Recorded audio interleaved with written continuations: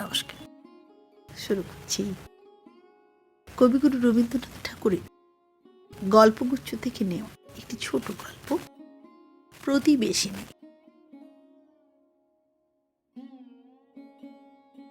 আমার প্রতিবেশিনী বাল বিধবা, যেন শরতের শিশিরাপ্লুত শেফালির মতো বৃন্তচ্যুত।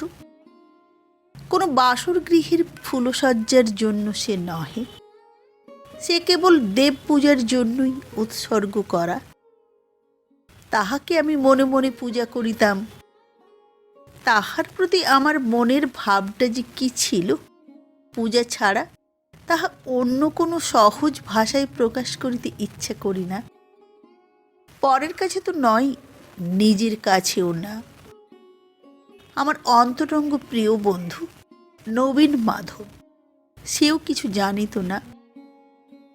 এইরূপে এই যে আমার গভীরতম আবেগটিকে গোপন করিয়া নির্মল করিয়া রাখিয়াছিলাম, ইহাতে আমি কিছু গর্ব অনুভব করিতাম। কিন্তু মনের বেগ পার্বতী নদীর মতো নিজের জন্মশিখরে আবদ্ধ হইয়া থাকিতে চাহে না। কোনো একটা উপায়ে বাহির হইবার চেষ্টা করে। অকৃতকার্য হইলে বক্ষের মধ্যে বেদনার সৃষ্টি করিতে থাকে। তাই ভাবিতেছিলাম কবিতায় ভাব প্রকাশ করিব, কিন্তু কণ্ঠিতা লেখনী কিছুতেই অগ্রসর হইতে চাহিল না। পরমাশ্চর্যের বিষয় এই যে ঠিক এই সময় আমার বন্ধু নবীন মাধবের অকস্মাৎ বিপুল বেগে কবিতা লিখিবার ঝোঁক আসিল, যেন হঠাৎ ভূমিকম্পের মতো। সে বেচারার এরূপ দৈব বিপত্তি পূর্বে কখনো হয় নাই। সুতরাং সে এই অভিনব আন্দোলনের জন্য লেশমাত্র প্রস্তুত ছিল না। তাহার হাতের কাছে ছন্দ মিল কিছুরই জোগাড় ছিল না। তবু সে দমিল না দেখিয়ে আশ্চর্য হইয়া গেলাম। কবিতা যেন বৃদ্ধ বয়সের দ্বিতীয় পক্ষের স্ত্রীর মতো তাহাকে পাইয়া বসিল। নবীন মাধব ছন্দ মিল সম্বন্ধে সহায়তা ও সংশোধনের জন্য আমার শরণাপন্ন হইল। কবিতার বিষয়গুলি নূতন নহে, অথচ পুরাতনও নহে। অর্থাৎ তাহাকে চিরনূতনও বলা যায়, চিরপুরাতনও বলিলেও চলে। প্রেমের কবিতা প্রিয়তমার প্রতি। আমি তাহাকে একটা ঠেলা দিয়ে হাসিয়ে জিজ্ঞাসা করিলাম, কে হে, ইনি কে?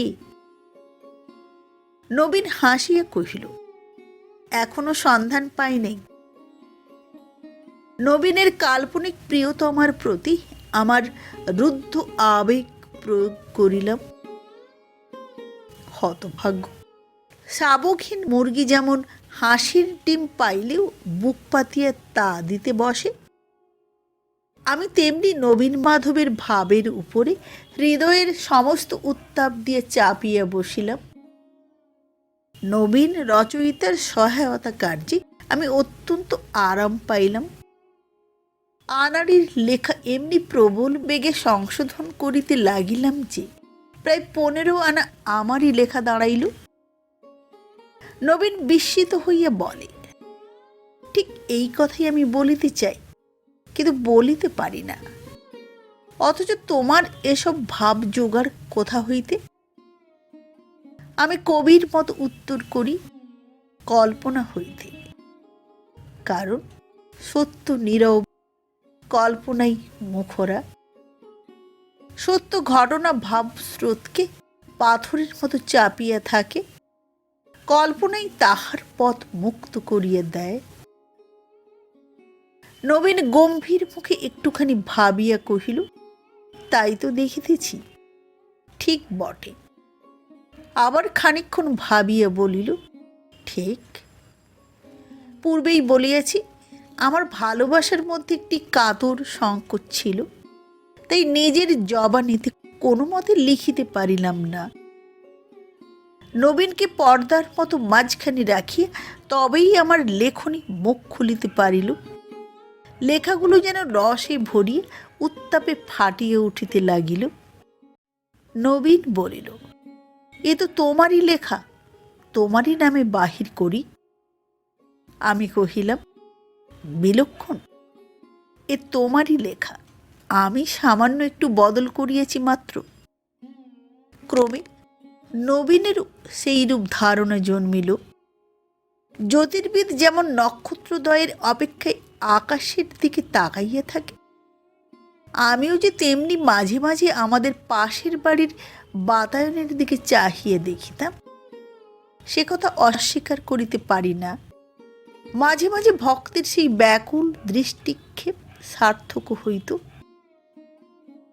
সেই কর্মযোগ নিরতা ব্রহ্মচারিণীর সৌম্য মুখশ্রী হইতে শান্ত স্নিগ্ধ জ্যোতি প্রতিবিম্বিত হইয়া মুহূর্তের মধ্যে আমার সমস্ত চিত্ত বিক্ষোভ দমন করিয়া দিত। কিন্তু সেদিন সহসা একই দেখিলাম, আমার চন্দ্রলোকেও কি এখনো অগ্নুৎপাত আছে? সেখানকার জনশূন্য সমাধিমগ্ন গিরিগুহার সমস্ত বহ্নির দাহ এখনো সম্পূর্ণ নির্বাণ হইয়া যায় নাই কি? সেদিন বৈশাখ মাসের অপরাহ্নে ঈশান কোণে মেঘ ঘনাইয়া আসিতেছিল। সেই আসন্ন ঝঞ্ঝাট মেঘ বিচ্ছুরিত রুদ্র দীপ্তিতে আমার প্রতিবেশিনীর জানালায় একাকিনী দাঁড়াইয়াছিল। সেদিন তাহার শূন্য নিবিষ্ট ঘনকৃষ্ণ দৃষ্টির মধ্যে কি সুদূর প্রসারিত নিবিড় বেদনা দেখিতে পাইলাম। আছে, আমার ওই চন্দ্রালোকে এখনো উত্তাপ আছে, এখনো সেখানে উষ্ণ নিঃশ্বাস সমীরিত। দেবতার জন্য মানুষ নহে, মানুষের জন্যই সে। তাহার সেই দুটি চক্ষুর বিশাল ব্যাকুলতা সেদিনকার সেই ঝড়ের আলোকে ব্যগ্র পাখির মতো উড়িয়ে চলিয়েছিল। স্বর্গের দিকে নহে, মানব হৃদয় নীড়ের দিকে। সেই উৎসুক আকাঙ্ক্ষা উদ্দীপ্ত দৃষ্টিপাত্রে দেখার পর হইতে অশান্ত চিত্তকে সুস্থির করিয়া রাখা আমার পক্ষে দুঃসাধ্য হইল। তখন কেবল পরের কাঁচা কবিতা সংশোধন করিয়া তৃপ্তি হয় না, একটা যে কোনো প্রকার কাজ করিবার জন্য চঞ্চলতা জন্মিল। তখন সংকল্প করিলাম, বাংলাদেশে বিধবা বিবাহ প্রচলিত করিবার জন্য আমার সমস্ত চেষ্টা প্রয়োগ করিব। কেবল বক্তৃতা ও লেখা নহে, অর্থ সাহায্য করিতেও অগ্রসর হইলাম। নবীন আমার সঙ্গে তর্ক করিতে লাগিল। সে বলিল, চিরবৈধব্যের মধ্যে একটি পবিত্র শান্তি আছে। একাদশীর ক্ষীণ জ্যোৎস্নালোকিত সমাধিভূমির মতো একটি বিরাট রমণীয়তা আছে। বিবাহের সম্ভাবনা মাত্রই কি সেটা ভাঙিয়ে যায় না? এসব কবিত্বের কথা শুনিলেই আমার রাগ হইত। দুর্ভিক্ষে যে লোক জীর্ণ হইয়া মরিতেছে, তাহার কাছে আহার পুষ্ট লোক যদি খাদ্যের স্থূলত্বের প্রতি ঘৃণা প্রকাশ করিয়া ফুলের গন্ধ এবং পাখির গান দিয়ে মুমূর্ষুর পেট ভরাইতে চাহে, তাহা হইলে সে কেমন হয়? আমি রাগিয়া কহিলাম, দেখো নবীন, আর্টিস্ট লোকে বলে দৃশ্য হিসাবে পুরো বাড়ির একটা সৌন্দর্য আছে, কিন্তু বাড়িটাকে কেবল ছবির হিসাবে দেখিলে চলে না, তাহাতে বাস করিতে হয়। অতএব আর্টিস্ট যাহাই বলুন, মেরামত আবশ্যক।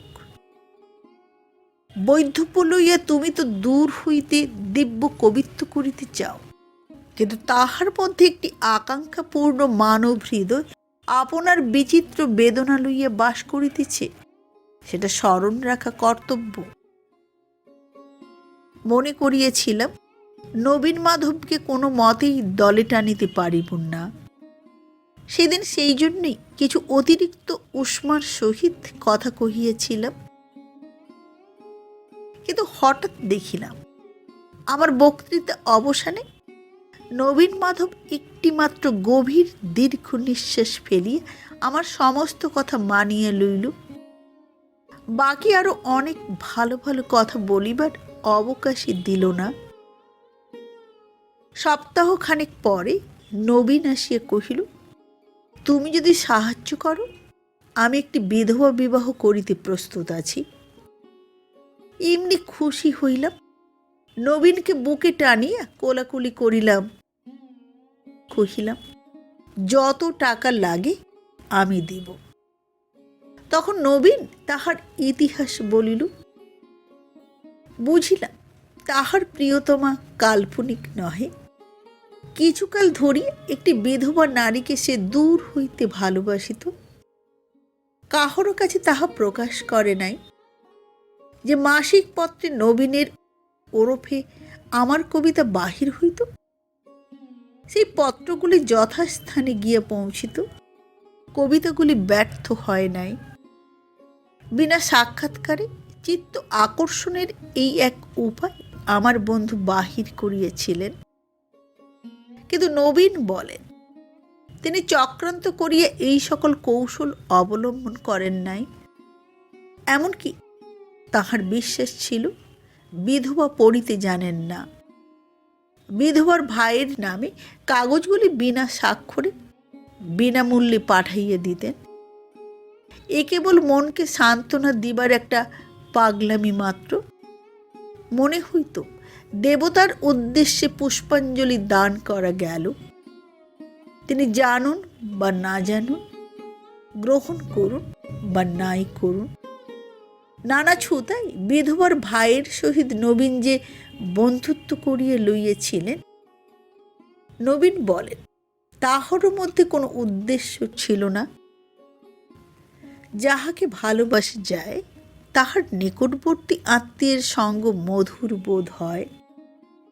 অবশেষে ভাইয়ের কঠিন পীড়া উপলক্ষে ভগিনীর সহিত কেমন করিয়া সাক্ষাৎ হয় সে সুদীর্ঘ কথা।